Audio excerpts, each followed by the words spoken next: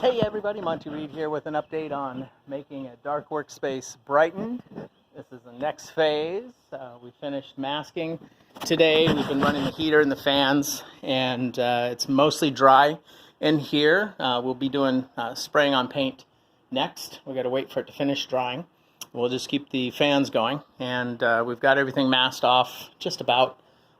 Realized I could just take these doors off instead of masking, so this is going to save a little time.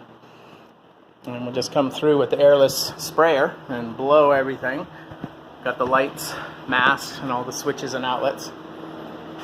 And still doing a little fan ventilation to finish drying off the whole thing.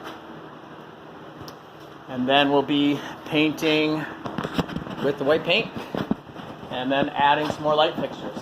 So as you can see, this is one of the darkest rooms in here. And it's pretty dark in here too, but there are more fixtures. But I just like the white space, and that is an update.